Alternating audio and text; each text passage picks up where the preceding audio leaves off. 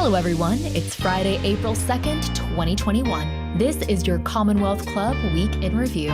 Hear what you missed this week and what we've got lined up for you next week. I'm Catherine, and I'm a member of the Commonwealth Club from the Bay Area, and I'll be your host for today's Week in Review.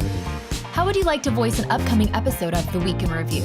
Just send an email to info@commonwealthclub.org with narrate in the title. It could be your voice here later this summer. Thanks for joining us. It was a full week of programs at the club. Let's get the show on the road.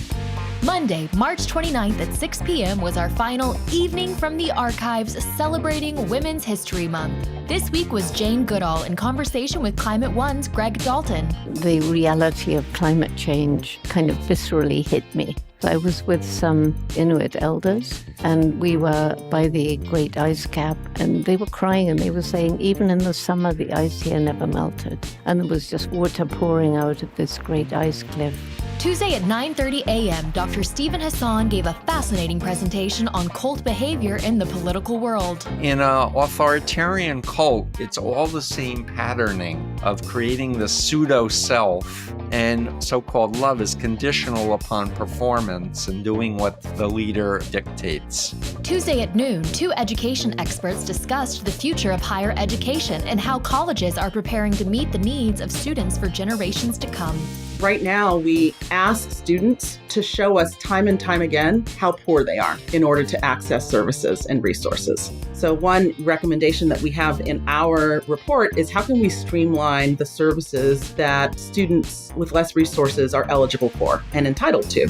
At 3 p.m., Cass Sunstein discusses liars, deception, and free speech. He explores the tactics used by powerful figures to spread lies and how the government and private institutions often control false information. To trust government generally to be right about what's true is to run up against at least 20th century and 19th and 18th century too lessons where government will often have its own motives which can't be trusted.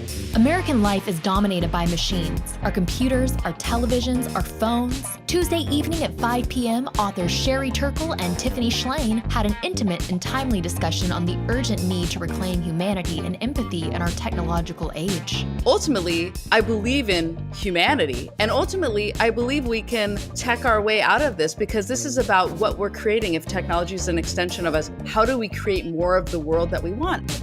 On Wednesday at noon, you had two programs to pick from.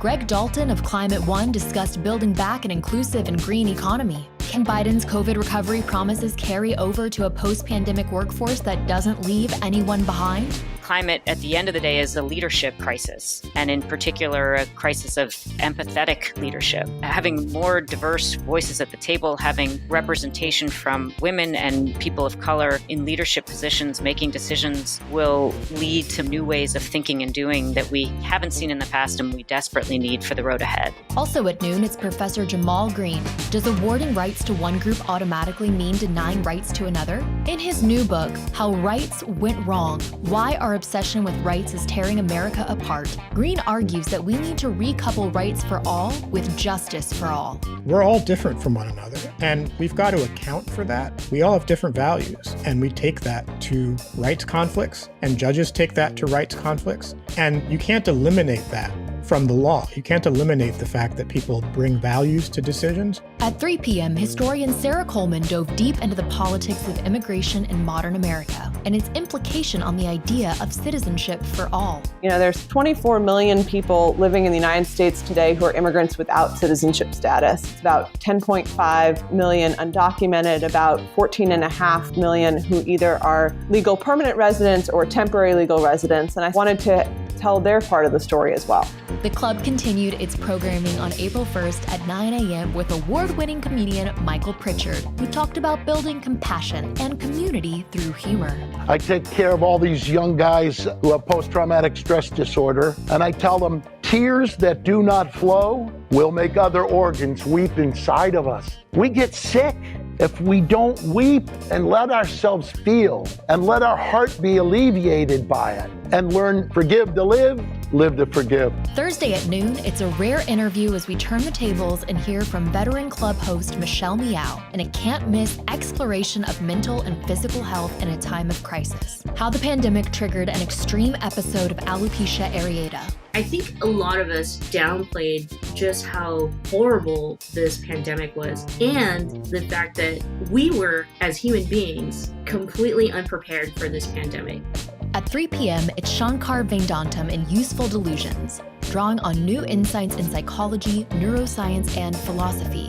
Vedantam comes to the fascinating conclusion that if we're honest about our lies and self-deception, we can see that they play a vital role in our successes and well-being. You know, the famous story of George Washington and the cherry tree. Now, as it turned out, this story, it was made up by somebody to capitalize on the craze on all things Washington. But it's really telling that I think that our canonical story about honesty in the United States is itself based on a lie. The week wrapped at 6 p.m. as we took a trip down rock and roll memory lane with Grammy-nominated photographer Ethan Russell. I was terrified. I was scared photographing Mick Jagger, but the idea of photographing John Lennon was more than I could stand. I remember my knees locking. Your financial support helps us continue to provide important, diverse, and informative programming. Join today. Membership starts as little as $10 a month. Visit commonwealthclub.org/membership for details.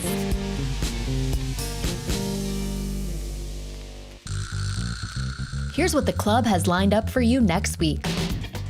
On Tuesday at 10 a.m., American foreign correspondent Ty McCormick speaks on his new book, Beyond the Sand and Sea.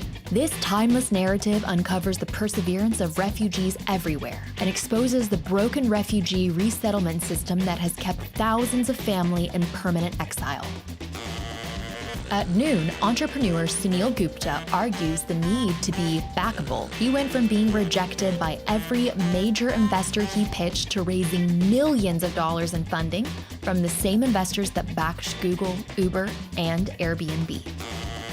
At 6 p.m. on Tuesday, Inform host Dr. Shonda Prescott-Weinstein in her new book, The Disordered Cosmos, a journey into dark matter, space-time, and dreams deferred. Prescott-Weinstein provides a unique chronicle of the physics of our cosmos through the lens of the Star Trek universe.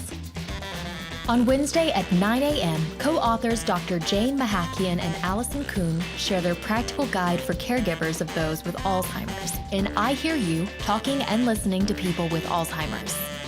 At noon, Ian Millhiser, Fox's Supreme Court correspondent, shares his concerns on how a Republican Supreme Court is reshaping America and the profound impacts to follow on the country's political system and civic life.